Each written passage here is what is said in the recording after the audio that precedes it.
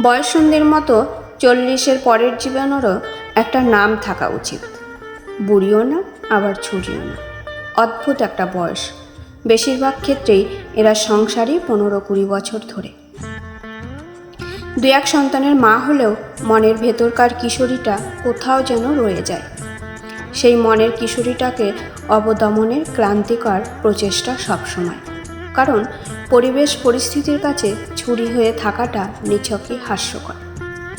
যা পাওয়ার ছিল আর যা পাওয়া হয়নি, মনটা সেই হিসেব কষতে বসে যায়, মন না চাইতেও। কতই বার ব্যস্ত থাকা যায় সংসার, রান্নাবান্না কিংবা অফিস নিয়ে। দিনের শেষে না পাওয়াগুলো কেমন যেন খোঁচাতে থাকে। দিনের শেষে মনে হয় কেউ তো থাকুক, কেউ তো শুনুক মনের সব কথা, কোনো জাজমেন্ট ছাড়া। এদিকে সংসার, বাচ্চা কাচ্চা মানুষ করতে করতে জীবনটা বন্ধুহীন হয়ে ওঠে। সবাই যে যার জীবনে ব্যস্ত। 40 মেয়েটা একটা কঠিন রোগে ভোগে, নস্টালজিয়া। কারণে অকারণে শুধু পুরনো কথা মনে পড়ে। পুরনো ক্ষতগুলো দগদগে হয়ে ওঠে। আবার মনে পড়ে যায় ফেলে আসা শৈশব, তারুণ্যের চঞ্চল মন, স্কুল, কলেজ, ইউনিভার্সিটির সোনালি দিনগুলো। তার সঙ্গে প্রথম দেখার ক্ষণটি, কখনো বা না ফুরানো কত গল্প, বৃষ্টিবিলাস, যে কিছু সময়ের জন্য নিজের হয়েছে, যে কষ্ট দিয়েছে কিংবা না চাইতেও তাকে কষ্ট দিতে হয়েছিল, সব মনে পড়ে যায় সময়ে অসময়ে। রাতের বেলা সব কাজ সেরে আয়নার সামনে দাঁড়ালে বড় অসুন্দর মনে হয় নিজেকে। চুল পুড়ে অর্ধেক, মুখে বলিরেখা সবে আঁকিবুকি শুরু করেছে। একসময়ের মেধিন শরীরটা স্বপ্নের মতো লাগে।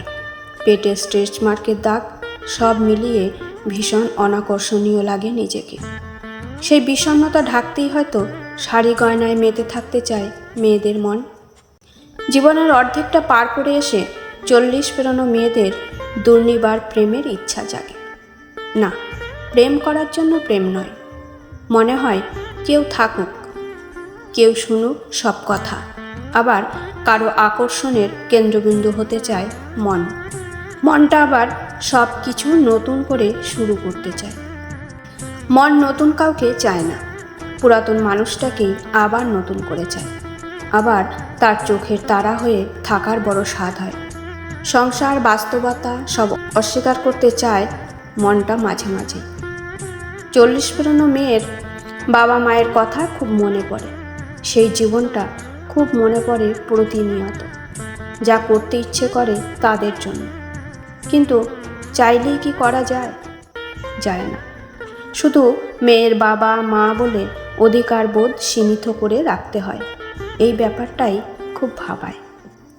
শুধু ফিনান্সিয়ালি ইন্ডিপেন্ডেন্ট হলেই কি সমাজ ইন্ডিপেন্ডেন্স দেয়?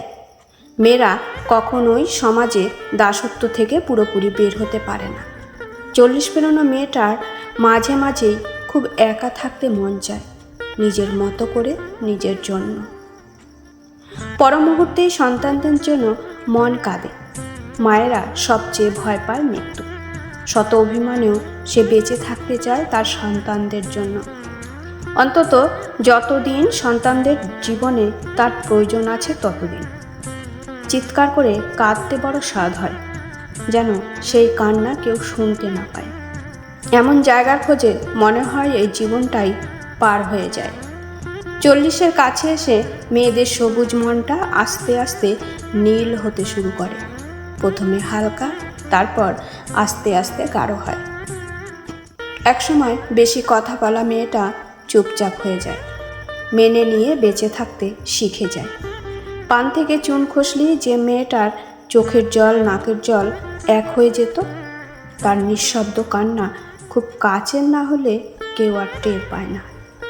40 পেরোনো মেয়েগুলো ব্যালেন্স করতে করতে নিজেদের কথা ভুলে যায়। ভুলে যায় কি করলে ভালো লাগবে, ভুলে যায় মনটা কি চায়। 40 পেরোনো শরীরটাও আগের মতো সাপোর্ট দেয় না। অপারেশনের ধকল, মেরুদণ্ডে দেওয়া ইঞ্জেকশন শরীরটাকে অকেজো করে দেয়। ভাঙা কোমর নিয়ে দিব্যি রান্না বান্না, বাচ্চার দেখাশোনা, ঘরের কাজ, জার্নি সব করে যায়, তবু দিন শেষে শুনতে হয় কিছুই করে না। 40 পেরোনো মেয়েগুলো যত্ন চায়। তারা চায় কেউ তার মনের যত্ন করুক।